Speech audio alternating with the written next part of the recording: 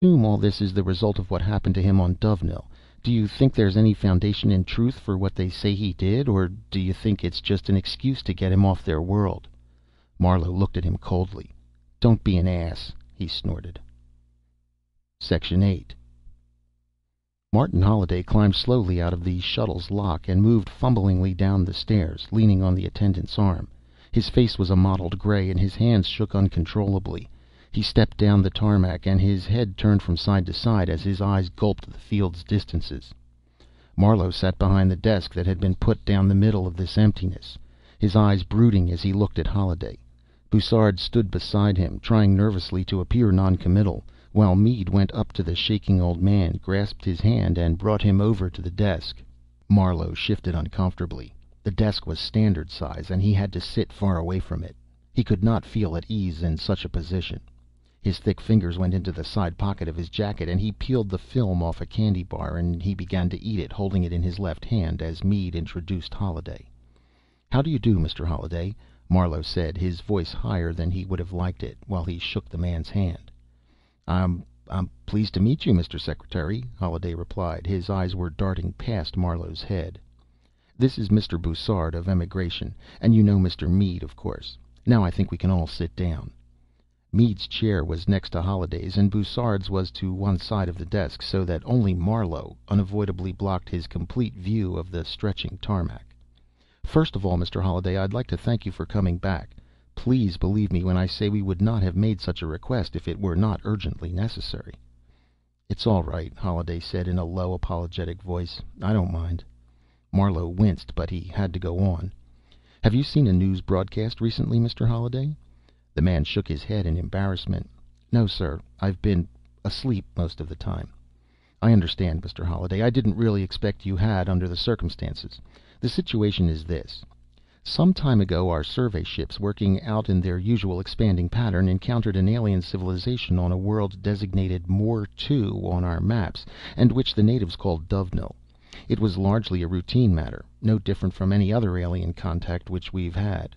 They had a relatively high technology, embracing the beginnings of interplanetary flight, and our contact teams were soon able to work out a diplomatic status mutually satisfactory to both. Social observers were exchanged in accordance with the usual practice, and everything seemed to be going well."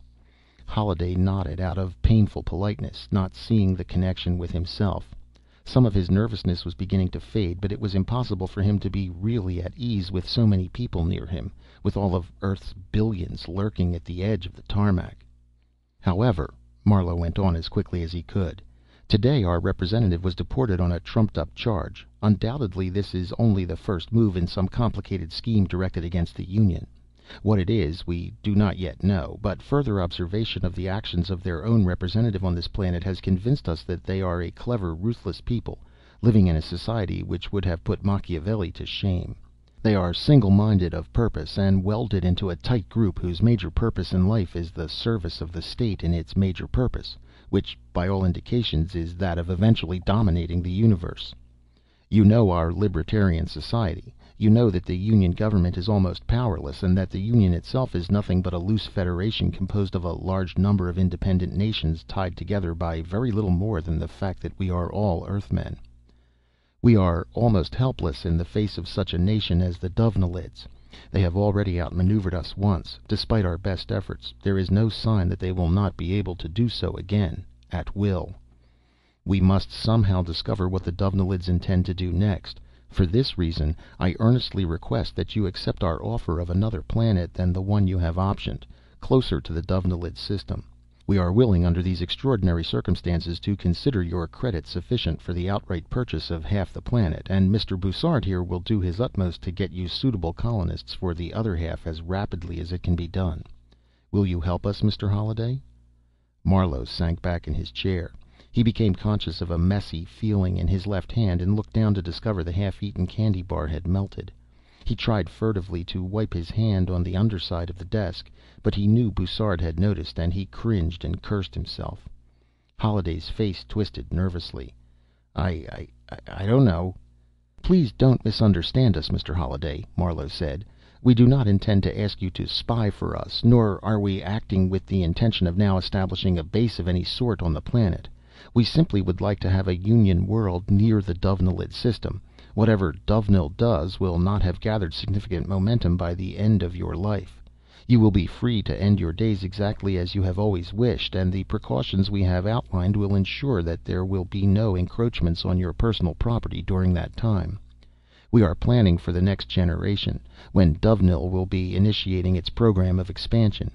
It is then that we will need an established outpost near their borders." "Yes," Holliday said hesitantly. "I can understand that. I don't know," he repeated. "It seems all right, and as you say, it won't matter during my lifetime, and it's more than I had really hoped for." He looked nervously at Meade. "What do you think, Mr. Meade? You've always done your best for me." Meade shot one quick glance at Marlowe. "I think Mr. Marlowe's doing his best for the Union," he said finally, "and I know he is fully aware of your personal interests. I think what he's doing is reasonable under the circumstances, and I think his proposition to you, as he's outlined it, is something which you cannot afford to not consider. The final decision is up to you, of course." Holliday nodded slowly, staring down at his hands. Yes, I think you're right, Mr. Meade." He looked up at Marlowe. "I'll be glad to help, and I'm grateful for the consideration you've shown me." "Not at all, Mr. Holliday. The Union is in your debt." Marlowe wiped his hand on the underside of the desk again, but he only made matters worse, for his fingers picked up some of the chocolate he had removed before.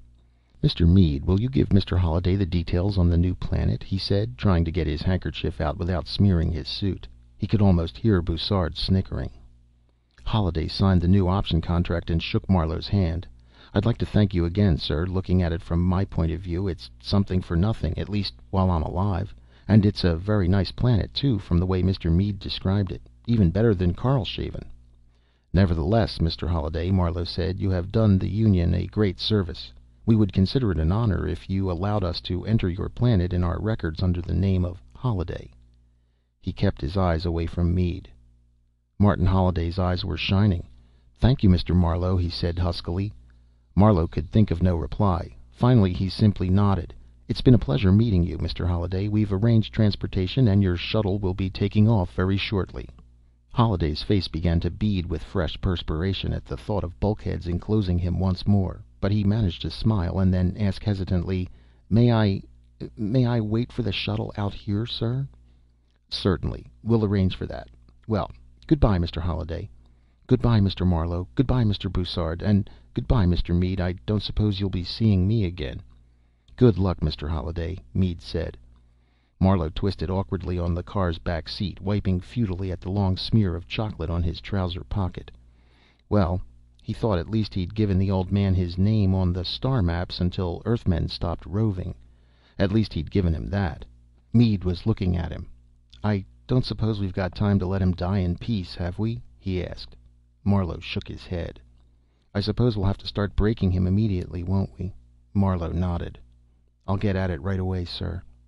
"Dave, does everyone have to hate me? Can't anyone understand? Even you, Creed? Even you, Meade?" Section 9.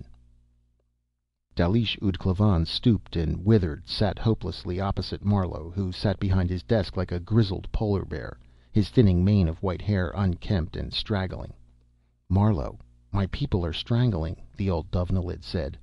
Marlowe looked at him silently.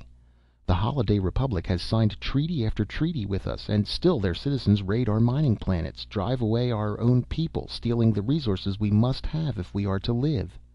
Marlowe sighed. "There's nothing I can do." "We have gone to the Holliday government repeatedly," ud Klavan pleaded. "They tell us the raiders are criminals, that they are doing their best to stop them, but they still buy the metal the raiders bring them." "They have to," Marlowe said. "There are no available resources anywhere within practicable distances. If they're to have any civilization at all, they've got to buy from the outlaws." "But they are members of the Union," ud Klavan protested. "Why won't you do anything to stop them?" "We can't," Marlowe said again. "They're members of the Union, yes, but they're also a free republic. We have no administrative jurisdiction over them, and if we attempted to establish one, our citizens would rise in protest all over our territory." "Then we're finished. Dovenil is a dead world." Marlowe nodded slowly. "I am very sorry. If there is anything I can do, or that the Ministry can do, we will do it. But we cannot save the Dovenilid state." Ud Klavan looked at him bitterly. "Thank you," he said.